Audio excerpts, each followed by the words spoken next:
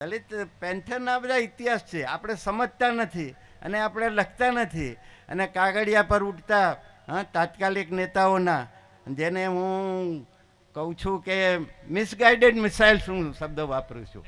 આપણા ઢગલાબંધને તો સાહેબ ઘણો તો આખે પાને પાના ભરાય, પણ એ મિસગાઈડેડ મિસાઇલ્સ છે, એના પર વિશ્વાસ ના મુકાય. ક્યારે ક્યાં ખાબકશે જ ખબર નહીં. ક્યારે નીતિન ગુર્જર પરે ખાબકી જાય, ક્યારે દલપત ચૌહાણ પરે ખાબકી જાય.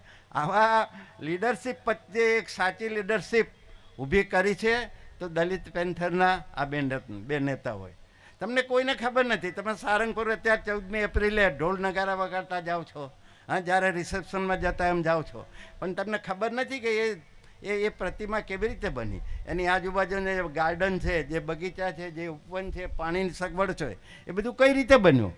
એની પાછળ ચિરાગનો હાથ છે, એની પાછળ રાહુલનો હાથ છે, એની પાછળ અમારો જે કે ક્યાંક જેના હાથમાં છે એનો ઇતિહાસ લખો છો ટાંકા. યસ, આ ઇતિહાસને નહીં ઓળખો ને તો પછી ઇતિહાસ તમારી ઓલાદને નહીં ઓળખે, અને ઓલાદને નહીં ઓળખે તો ઓલાદ ભૂખે મરશે. તો એ દિવસે 6ઠી ડિસેમ્બર હતી, મને ખ્યાલ છે. ચિરાગભાઈને અમે બધા ત્યાં ભેગા થયા હતા, તો ત્યાં તો છાણના પોદળા પડેલા. આજે જે અત્યારે જે રંગોરાના પોદળા, ત્યાં પેલા રાવલિયા કહેવાય, એણે પોતાના ગધેડા બાંધેલા, અને બાબા સાહેબની મૂર્તિનું જ કંઈ ઠેકાણું નહીં. તમે છેક સુધી ચકલા કબૂતર બધાની અગાર એમાં ભેગી થયેલી. અમારા મનમાં દુઃખ થયું કે આ શું, આ કોર્પોરેશન નહીં ઢગલાબંધ આટલા કામ કરે ને બાબા સાહેબની ઉપેક્ષા. અમે કહ્યું ચિરાગભાઈ ચલાવી લો યાર, ભાઈ આ તો બધું કાયમ ચાલતું હોય. ચિરાગનું લોહી ઉકળી ઉઠ્યું. ચિરાગ કે ના, આનો ફેંસલો આપણે આજે ને આજે જોઈએ. અમે કહ્યું ભાઈ હવે આજે પતી ગયો, આવતા વર્ષે આપણે જઈશું, આવતું વર્ષ આવશે. ના, અમારે તો અત્યારે જ.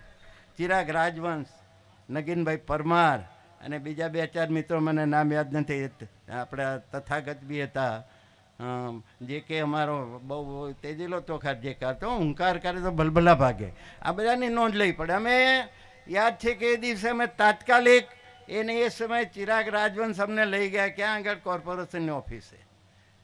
મેયર એ વખત હિંમતસિંહ પટેલ હતા, મેયર હાજર નહીં. અમારે તરત મુકાબલો જોઈતો હતો. એના બોડીગાર્ડે અમને રોક્યા, અમે એમને ધક્કા મારીને અંદર ઘૂસી ગયા, અને ત્યાં ગયા ને તો ઓફિસનું બારણું બંધ હતું. એનો સેક્રેટરી આવ્યો કે અમને કહો. અમે કહ્યું અમારે તો હિંમતસિંહ પટેલ મેયરની જરૂર છે, અને એ વખતે મેયર સાહેબ એમ જે લાઇબ્રેરીના કોઈ મિટિંગમાં હતા. પેલા અમે કોઈનું સાંભળ્યું નહીં, અને જે કે એને ચિરાગ રાજવંશે જે મુક્કાથી છે ને એ મેયરની કાચની એ બારણું ફટાફટ કરતું તોડી નાખ્યું. હા, સમજો, આ વાતો કરવી પણ અત્યારે અઘરી છે, ત્યારે આ બધું અનુકરણમાં હતું.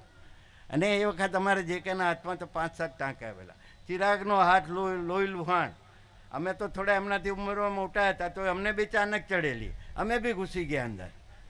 અને અમે કહ્યું આ દલિત આંદોલનની, આંબેડકરી આંદોલનની આ એક ખાસિયત છે કે અમે કોઈ સવાલ જવાબ, કોઈ તર્ક નથી કરતા. સૌથી પહેલાં ચિરાગ રાજવંશને અમે ત્યાં મેયરની ખુરશી પર બેસાડ્યો, ખાલી ખુરશી પર સાહેબ. પ્રોટોકોલ ગયો ખાડામાં. દલિતો માટે આ દુનિયામાં કોઈ પ્રોટોકોલ નથી હોતો, સમજો. પેલો ગભરાઈ ગયો. એ વખત ડેપ્યુટી મેયર આપણા દલિત હતા.